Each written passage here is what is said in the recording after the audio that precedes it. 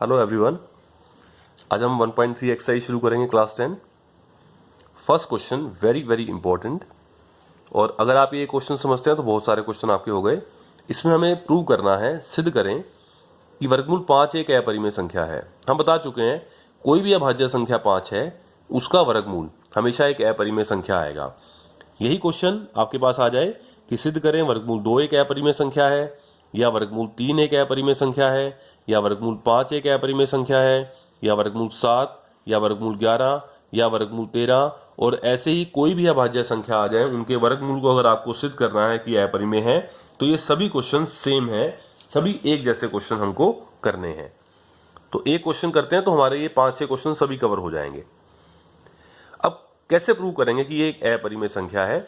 इसे करेंगे हम कॉन्ट्राडिक्शन मेथड से, यानी कि विरोधाभास से। हम एक चीज मान लेंगे, मुझे सिद्ध करना है कि ये अपरिमेय है, मैं स्टार्ट करूंगा, मैं इसको मान लूंगा कि ये परिमेय संख्या है, और हम एक कॉन्ट्राडिक्शन पे आ जाएंगे, एक विरोधाभास पे आ जाएंगे। तो हम लास्ट में कहेंगे कि हमने जो माना था वह गलत है, हमने इसे मान लिया था कि ये परिमेय संख्या है, लेकिन हम एक दिक्कत वाली जगह पे आ जाएंगे। तो इसका मतलब क्या होगा कि हमने जो माना था वह गलत है, इसलिए वो एक अपरिमेय संख्या हो जाएगी। तो क्वेश्चन शुरू कैसे करेंगे? आप लिखेंगे माना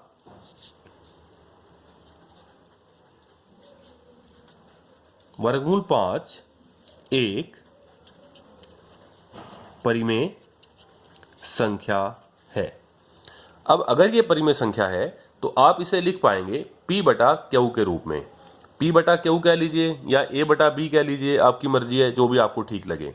तो क्योंकि ये परिमेय संख्या है तो मैं इसे लिख पाऊंगा A बटा B के रूप में, या P बटा क्यू कह लें, आपकी मर्जी है, जहां पर A और B क्या होते हैं? पूर्णांक।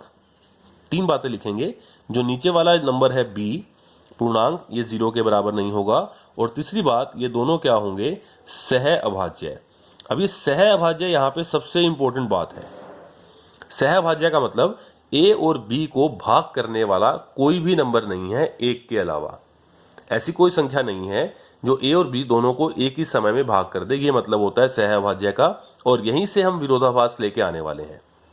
तो मैंने मान लिया कि ये एक परिमेय संख्या है, क्योंकि परिमेय सिद्ध तो करना है अपरिमेय है, लेकिन मैंने उल्टा मान लिया, रिवर्स कर दिया कि मैंने मान लिया कि ये एक परिमेय संख्या है। परिमेय संख्या है तो मैं इसे लिख पाऊंगा A बटा B के रूप में, जहां A और B पूर्णांक है, नीचे वाला B 0 के बराबर नहीं है, और दोनों सह अभाज्य हैं। अब क्या करेंगे? हम यहाँ पे क्रॉस मल्टीप्लाई, आर पार गुणा करते हैं। ये B यहाँ जाके, जो यहाँ डिवाइड में है, बटे में है, वहां जाके गुणा में हो जाएगा। तो ये बनेगा वर्गमूल 5B बराबर A। अब क्या करेंगे हम? अब हम दोनों तरफ स्क्वायर कर देंगे, दोनों तरफ वर्ग कर देंगे। तो दोनों तरफ वर्ग करने पर इसका भी वर्ग कर देते हैं और A का भी वर्ग कर देते हैं। आपको वर्गमूल 5 का वर्ग करना आना चाहिए। वर्गमूल 5 का वर्ग ऐसे भी कह सकते हैं कि स्क्वायर से स्क्वायर रूट कैंसिल कर दिया, 5 आ गया, या आप ऐसे भी कह सकते हैं कि वर्गमूल 5 को वर्गमूल 5 से गुणा किया तो 5 आएगा। ऐसे वर्गमूल 3 को वर्गमूल 3 से गुणा करेंगे तो 3 आएगा, वर्गमूल 7 को वर्गमूल 7 से गुणा करेंगे तो 7 आएगा। ठीक है, तो वर्गमूल 5 का वर्ग, ये स्क्वायर क्या हो गया? 5, और B का वर्ग क्या हो गया? B की शक्ति 2, B स्क्वायर बराबर क्या आ गया? A square. यहां पे जैसे आपने स्क्वायर किया, इस समीकरण को मैं यहां पे समीकरण नंबर 1 कह रहा हूं, मुझे आगे इसको यूज करना है। समीकरण नंबर 1 यानी कि इक्वेशन नंबर 1 कह दिया मैंने इसको। इसके बाद जैसे हमने स्क्वायर किया उसको मैंने नंबर 1 रख दिया। अब जो राइट साइड में है उसको इधर ले आते हैं, और जो लेफ्ट साइड में है इसको इधर, यानी कि A स्क्वायर को यहां लिख देते हैं और 5B स्क्वायर को उस साइड लिख देते हैं। तो क्या होगा हमारे पास? A square is equal to 5B square. यहां से आप देखें A स्क्वायर के दो गुणनखंड बन गए, एक तो 5 और एक B स्क्वायर। जैसे एग्जाम्पल के लिए मान लीजिए आप 28 को लिख सकते हैं 4 गुणा 7। 28 के दो गुणनखंड बन गए, एक 4 और एक 7। 4 भी 28 को भाग करता है, 7 भी 28 को भाग करता है, क्योंकि 4 भी 28 का गुणनखंड हो गया, 7 भी 28 का गुणनखंड हो गया। तो ऐसे यहां से 5 भी A स्क्वायर का टुकड़ा है, तो 5 A स्क्वायर को भाग करता है, और B स्क्वायर भी A स्क्वायर को भाग करता है। मुझे यहां मतलब है फिलहाल 5 से, तो इसको देख के मैं क्या लिखूंगा? जो 5 है वो A स्क्वायर का एक गुणनखंड बन गया, यानी कि जो 5 है वह A स्क्वायर को भाग करता है, क्योंकि 5 A स्क्वायर का एक टुकड़ा बन गया। जैसे 4 28 का एक टुकड़ा बन जाता है। अब यहां से एक और प्रॉपर्टी हम यूज करने वाले हैं, वो प्रॉपर्टी होती है सिर्फ अभाज्य संख्या की। अभाज्य संख्या की प्रॉपर्टी क्या होती है कि मान लीजिए p कोई अभाज्य संख्या है, जैसे 2, 3, 5, 7, 11, 13, 19, और अगर ये संख्या p किसी नंबर के वर्ग को भाग करती है, अगर p a स्क्वायर को भाग करता है मान लीजिए अभाज्य संख्या, तो ये प्रॉपर्टी कहती है कि p a को भी भाग करता है। जैसे एग्जांपल के लिए आप कह सकते हैं कि मान लीजिए हमारे पास कोई नंबर है 3, अगर वो किसी संख्या के वर्ग को भाग करता है, कोई भी संख्या आप सोच सकते हैं, जैसे 3 किसके वर्ग को भाग करता है, 3 9 के स्क्वायर 81 को भाग करता है, 3 9 के वर्ग को भाग करता है, तो ये गारंटी हो जाएगी जो 3 है यह 9 को भी भाग करेगा। ये प्रॉपर्टी सिर्फ अभाज्य संख्या में मिलेगी आपको, भाज्य संख्या में नहीं मिलेगी। तो यहां से आ गया 5 a स्क्वायर को भाग करता है। अब क्योंकि 5 अभाज्य संख्या है तो यहां से क्या आएगा, 5 a को भी भाग करता है। जैसे ये बात आई, मैं इस बात को समीकरण नंबर 2 कह रहा हूं, मुझे इसको आगे यूज करना है, मैंने इसको नंबर 2 कह दिया, और इसका जो कारण लिखना चाहें तो कारण लिख सकते हैं क्योंकि, ये निशान होता है क्योंकि का। 5 क्या है, अभाज्य संख्या। 5 अभाज्य संख्या थी, 5 a स्क्वायर को भाग कर रहा है, तभी ये गारंटी है कि 5 a को भी भाग करेगा। ये नंबर 2 आ गया।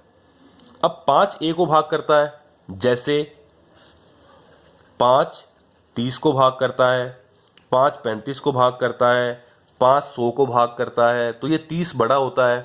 5 30 को भाग करता है तो हम पहले भी कर चुके हैं, हम इसको लिख पाएंगे।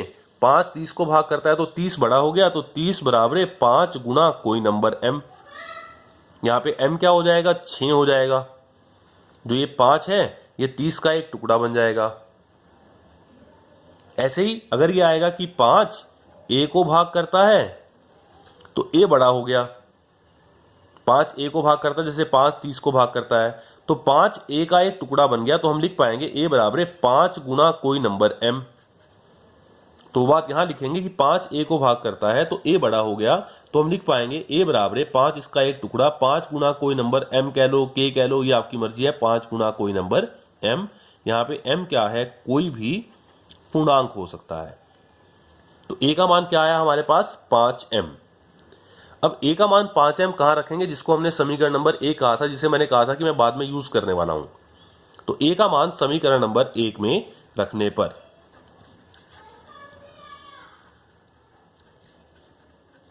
जहां जहां a है वहां आप 5m रख दें, तो ये लेफ्ट साइड में तो वही रहेगा 5b square a square, a का मतलब 5m सारे का स्क्वायर। तो ये क्या हो जाएगा, 5b स्क्वायर, 5 का स्क्वायर 25 और m का स्क्वायर m स्क्वायर, ये गुना का वहां जाके डिवाइड में हो जाएगा, तो ये आ जाएगा b स्क्वायर बराबर क्या आ गया, 25m स्क्वायर, और ओब्लिक यानी कि बटे में क्या आ जाएगा 5, ये 5 के पहाड़े पे कट गया, तो b स्क्वायर हमारे पास क्या आ जाएगा, 5m स्क्वायर। अब दोबारा उसी कंडीशन पे हम पहुंच गए जैसे हम यहां पहुंचे थे कि a स्क्वायर बराबर 5b स्क्वायर, 5 a स्क्वायर का टुकड़ा बन गया था, यानी कि 5 a स्क्वायर को भाग कर रहा था। यहां भी ऐसे हो गया, अब 5 b स्क्वायर का टुकड़ा हो गया, और ये m स्क्वायर भी b स्क्वायर का टुकड़ा हो गया। मुझे m स्क्वायर से मतलब नहीं है, 5 से मतलब है। इसका मतलब 5 b स्क्वायर का टुकड़ा है तो 5 b स्क्वायर को भाग करेगा, और क्योंकि 5 b स्क्वायर को भाग करेगा, 5 अभाज्य संख्या है तो यह b को भाग भी कर देगा। तो यहां से क्या आएगा हमारे पास, यहां से हमारे पास आएगा 5 b स्क्वायर को भाग करता है। अब क्योंकि 5 अभाज्य संख्या है, जैसे मैंने ऊपर भी कहा था a स्क्वायर को भाग कर रहा है तो उस a को भी भाग करेगा क्योंकि अभाज्य संख्या है। अब 5 b स्क्वायर को भाग कर रहा है तो 5 b को भी भाग करता है। कारण वही है कि क्योंकि 5 क्या है, अभाज्य संख्या। अब इस बात को मैंने कहा नंबर 3 समीकरण। अब ध्यान से आप इस नंबर 2 पॉइंट और नंबर 3 पॉइंट को पढ़ें। पॉइंट नंबर 2 में क्या कहता है, 5a को भाग करता है, और पॉइंट नंबर 3 में क्या कह रहा है, 5b को भाग करता है। तो इन दो बातों से, 2 और 3 से मेरे पास क्या आया, जो ये 5 है, 2 और 3 से मेरे पास क्या आया कि जो ये 5 है यह a तथा b दोनों को भाग करता है। जो 5 है ये a को भाग भी करता है और यह b को भाग भी करता है, परंतु यह तो हो नहीं सकता। कारण, क्योंकि हमने शुरू में कहा था कि जब हमने इसको परिमेय संख्या कहा था तो मैंने ये कहा था कि a और b क्या है, सह अभाज्य। सह अभाज्य का मतलब a और b को भाग करने वाला तो कोई नंबर आ ही नहीं सकता एक के अलावा। सह अभाज्य का मतलब a और b को भाग करने वाला कोई संख्या आ ही नहीं सकती एक के अलावा। लेकिन हमने एक ऐसी संख्या ढूंढ के दिखा दी 5, जो a तथा b दोनों को भाग करता है। तो क्या लिखा जाएगा, परंतु यह तो असंभव है। असंभव क्यों है, कारण देंगे उसको, क्योंकि a और b तो सह अभाज्य हैं, इसलिए यह असंभव है। और ये सारी की सारी दिक्कत आई क्यों, हमने स्टार्टिंग में कुछ मान लिया था अपने आप, तो इसलिए जो माना था वह गलत है। क्या मान लिया था, हमने मान लिया था कि वर्गमूल 5 एक परिमेय संख्या है। ये बात स्टार्टिंग में ही गलत मानी गई थी, यह माना था, ये बात हमारी क्या है, गलत। तो इसलिए जो माना था वह गलत है, इसलिए हमने जो माना था कि वर्गमूल 5 एक परिमेय संख्या है वो गलत है। तो इसलिए वर्गमूल 5 एक अपरिमेय संख्या है। ये क्वेश्चन यहां खत्म होता है आपका। ये क्वेश्चन सिर्फ वर्गमूल 5 के लिए नहीं, आप इसको 4 क्वेश्चन कर सकते हैं अपने आप स्टेटमेंट लिख के कि आप सिद्ध कर दें कि वर्गमूल 2 एक अपरिमेय संख्या है। ये भी आप सिद्ध कर सकते हैं कि वर्गमूल, जैसे हमने ये क्वेश्चन किया, वर्गमूल 2 एक अपरिमेय संख्या है, वर्गमूल 3 एक अपरिमेय संख्या है, वर्गमूल 5, वर्गमूल 7, वर्गमूल 11, वर्गमूल 13, और ऐसे कोई भी क्वेश्चन आ जाए आप इसी तरीके से सोल्व कर सकते हैं। आप सिद्ध कर सकते हैं कि वर्गमूल 5 एक अपरिमेय संख्या है, वर्गमूल 2 एक अपरिमेय संख्या है, वर्गमूल 3 एक अपरिमेय संख्या है। ये क्वेश्चन बहुत इंपॉर्टेंट है और 3 मार्क्स के लगभग इस एक्सरसाइज में से क्वेश्चन आता ही आता है।